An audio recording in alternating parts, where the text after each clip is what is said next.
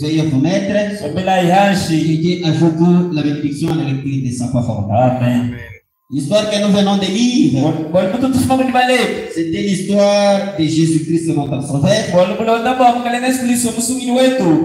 On a attrapé Jésus, on l'a frappé, on l'a maltraité, on l'a calomnié dans toutes ces choses que vous connaissez. Et dans ces moments-là, les Juifs avaient l'habitude de pendre les gens à la croix. Et Jésus qui ne connaissait pas les problèmes, qui ne connaissait pas les péchés, il était venu mourir à ta place et à ma place.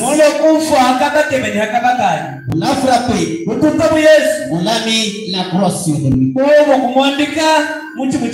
Et pendant que la croix était sur lui, marchant vers l'endroit qu'on appelle Golgotha, et Jésus, il était épuisé, il était fatigué, il était maltraité, il n'avait même pas la force d'amener la croix vers Golgotha.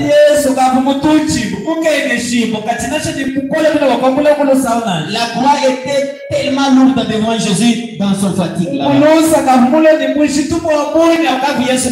Et à ce moment, pendant qu'il sortait, on rencontrait un homme, Simon de Cyrène, un homme d'Éthiopie. Et c'était un homme noir. Et pendant qu'il était présent, il a aidé Jésus à apporter la croix jusqu'à l'endroit appelé Golgotha. Parce que la croix pesait beaucoup. La croix là pesait beaucoup. Et le poids de la croix, Jésus ne suffisait pas pendant qu'il était fatigué. Pendant que Jésus était fatigué, en train de titiller avec la croix, il y a un homme noir comme moi. Il est venu pour aider Jésus. Pendant que la croix était lourde, pendant que le poids de la croix, Jésus ne suffisait pas. Il y avait quelqu'un qui est venu. Il y avait le contrepoids qui était venu pour venir aider Jésus dans cette souffrance.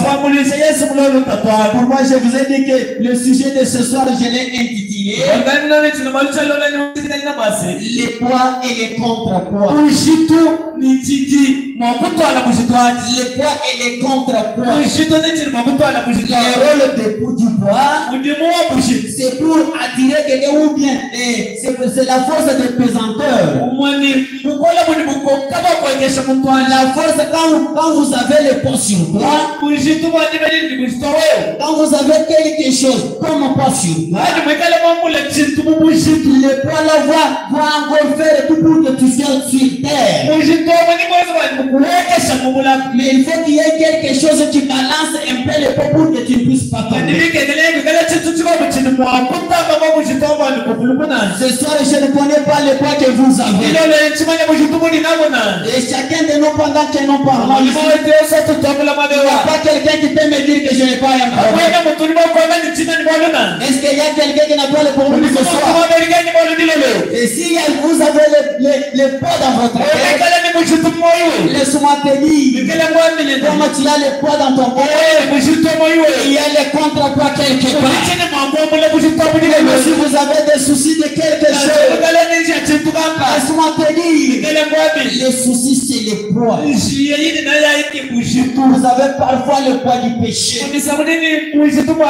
Parfois vous avez le poids comment je dois manger. Parfois vous avez le poids de dire comment je dois scolariser les enfants. Parfois vous avez le poids dans ton cœur. Comment je dois encore payer le loyer. Parfois dans ton cœur, vous avez le poids de chercher un travail. Et le poids là risque même de t'éloigner de Dieu. Et ce soir, laisse-moi te dire, comme il y a le poids, il y a le contrepoids. Comme il y a le poids dans ton cœur, le contrepoids est là. Laisse-moi te dire, même toi qui me suis en ligne,